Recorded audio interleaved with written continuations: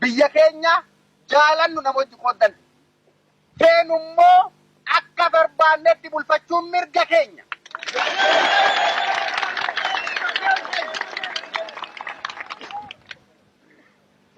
Alagaa biyya keenya irratti nu bulchuuf nurratti lafa dhiitu kan hidhatee muratee dhaabbatu nuti immoo mirga keenya kabachiisuudhaaf wanti murachuu nu hanqis hin jiru jechuudha.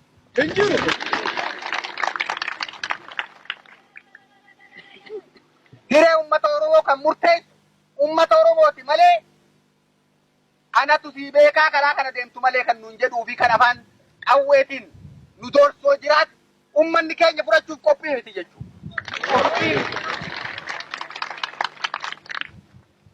Seenaa ajaa'iloota keenyaa seenaa warra aanoolitti dhumaniis kan jiraachifnuun akka kanaani jechuudha.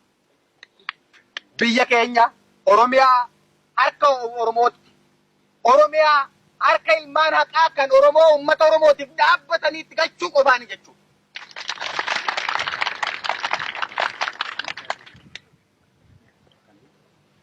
Egaa guyyaa kabajamaa yaadatamaa bara 100 guutuu awwaalame kana har'a warra marraa duraatiif yaadatu bakka kanattis argamee kabaju ta'uu keenyaan hedduu itti gammadaa hundi keenyaa'u uummanni Oromoo bakka iyyuu harka ol qabannee waliin dhaabbannee waan warri aanoletti wareegamaniif san gatii itti gochuudhaaf fuuldura haa tarkaanfannu. Oromoon tokko.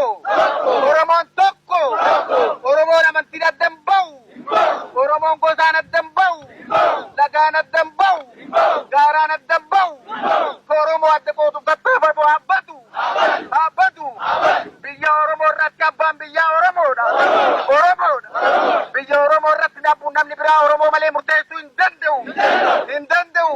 Kan warra biraan irraa murteessisuuf dhadhiiboo haabbatu. Haabbatu. Dhaabni akka kan uummata Oromoo adda bilisummaa Oromoo haa jiraatu. Oromoon haa ijaaramu. Oromoon adda bilisummaa Oromoo